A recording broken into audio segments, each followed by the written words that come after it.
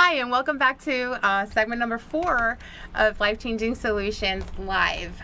Today I was going to actually do like a little solo run, but I thoroughly enjoyed what you're about and what you're up to, and I was like, hey, Robin, can you stick around for a little bit? She's like, sure. So we're just going to make it work, and you guys... Yeah, just going to hang out for a bit. So thank you. Sure, of course. Happy to be here. You know, some of the things, like you call yourself an impact coach, I refer to myself as a relationship architect. And primarily it's because for me, and let me define relationships and what they mean to me, it's really the ability to relate to others. Yeah.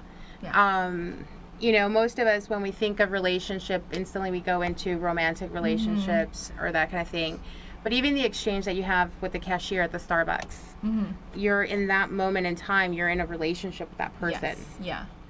You know, and you may disengage after, you know, after the transaction is over, you may disengage. But in that moment, there was a relationship that happened. Yeah.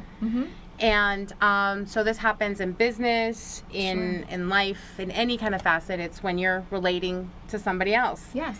And so the architect piece comes in is where I support others in really harnessing who they are in their authentic self and honoring themselves, but also honoring others. You know, there's this whole little chart that I have that everybody, if we all stand in our I am and honor each other's I ams, the world would be a totally different place. Yep, it sure would. It sure would. Which also speaks into, like, kind of takes me into what it is that I do. I do workshops, and I do work with businesses and individuals. But right now, my little project that later I'll be announcing more and have actual workshops and stuff is I have an absolute passion with working with children and families and parents specifically. In my former life as a therapist, I would work with parents. You know, parents all too often would come in and say, fix my kid, there's something wrong. He's getting, you know, has problems in school, or he's in gangs or this, and, you know, there's something there. And I learned to stop and be like, okay, yeah, you know, your child may need support, but let's talk to you, mom or dad, first. Yeah. And then it's not a one-way street. You know, that relationship has the members of it. Whoever's in the family, everyone is in that relationship. It's never just the problem is with the child and I have nothing to do with it, and there is no other influence in what's happening here. So yeah, I love that you're bringing attention to that, because it's a complex relationship, and there are multiple players, and we can sometimes forget that it's not all on one person. Absolutely. And it's like we all live in a complex system. It's a systematic society and culture. And some of our beliefs are even brought from, you know, ages ago and generations ago, and that's how closely knit we're tied into. During the break, we were talking about, like, even the thoughts and the beliefs around spanking. You know, some consider it abuse, others are like, hey, I have to go outside and pick my The switch off the tree. and I turned out okay. Yeah. So, and I'm not here to make anybody wrong. It's just really so that everybody can hone in and really define themselves and find themselves and connect with their authentic self and be able to honor that, and also support the next generation, which is our children. And something that I've been really hesitant to speak into, because, like, there's always a backlash, and I just decided today, I'm like, you know what, screw it. You know, throw it out there. With all these, like, current events going on, and, you know, sexual harassment, the Me Too movement, because I firmly believe, and I like to stand in responsibility, and I take responsibility for what's happening right now, and I look into the gap, what is missing. You know, to try to make that connection. And for me, what's missing is the communication, but not just among us, you know, as adults, but it's also the communication with parents and children, and around the subject of sex. And I'm not just talking about birds and the bees, you know, the mechanics of it. I mean, quite frankly, kids can Google that stuff. Yeah. You know, and it probably teaches, right?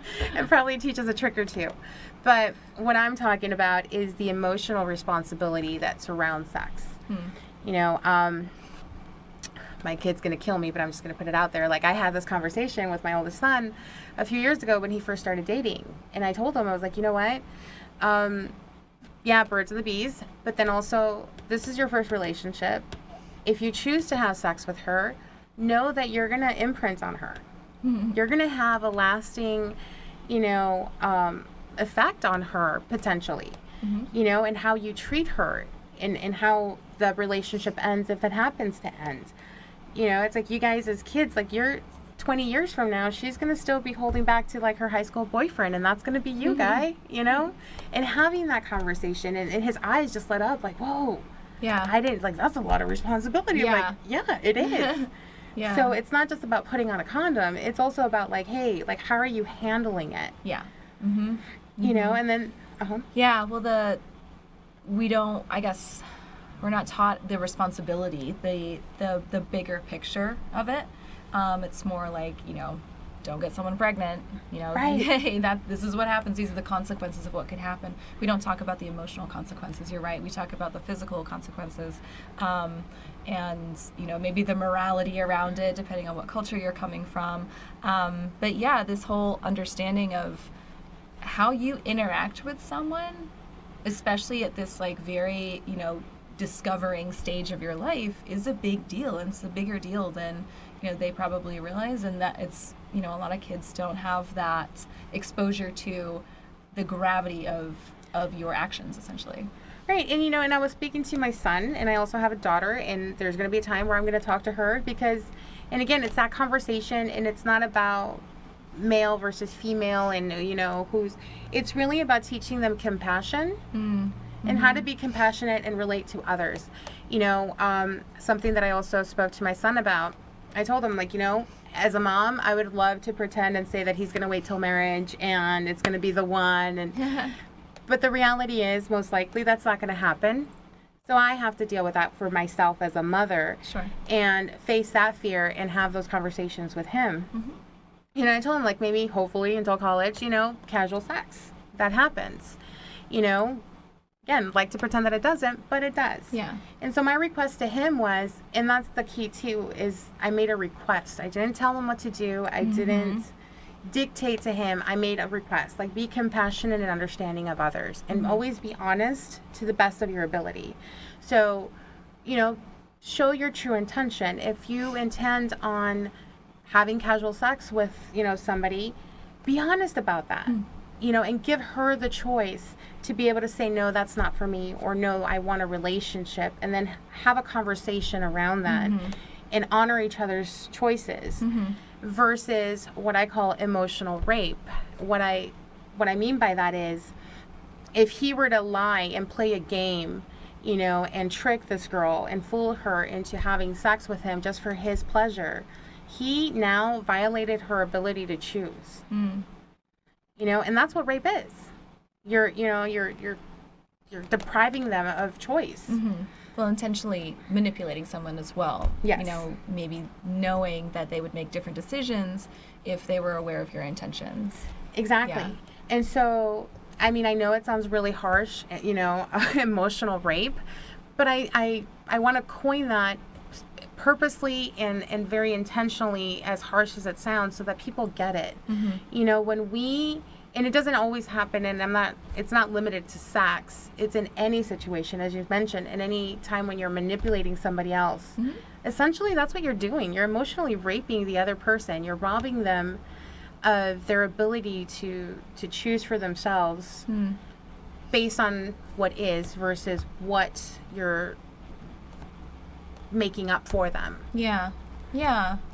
Well, I think on a day-to-day basis, the world that we live in right now is encouraging of not including emotions into the dialogue, into your day-to-day activities. It's more like, what needs to be done? Let me just get it done. And it's very, I call it neck up. It's very like logically focused. And that when you have an emotional experience, or when you're just experiencing emotions just by existing, they're kind of inconvenient. They're treated as like, this is not appropriate either for the workplace, or, oh, you're getting too emotional. It's just, it seems to be kind of like, it's treated as like a downer, a bummer, this kind of inconvenient, awkward thing. Whereas you know, when you really acknowledge that we are at our core emotional beings first and foremost. The brain, I like to think that the brain is the driver of, first you listen to the emotions, you take stock, and then you make a decision on what's the best way to move forward, taking all of those things into account. But if you're simply operating on, you know, well, I'm the only one whose emotions should be taken into account, and even then they're kind of, you know, getting in my way, then you are not honoring that person as a full person. You're not acknowledging them as a human being, essentially. And bringing it full circle when it comes to parenting, and I know time has run out, so I'm just going to make a very quick point. Right? Thank you. No, it just bringing it back is, you know, the conversations, the connections, this admitting and accepting our emotions and the emotions of others, especially in the realm of parenting. I cannot stress enough how important that is, and acknowledge that we as parents may be fearful or uncomfortable, but willing to go through that and push through that so that our kids can learn to be compassionate, loving individuals and potentially avoid some of the stuff that's happening right now. Sure, yeah.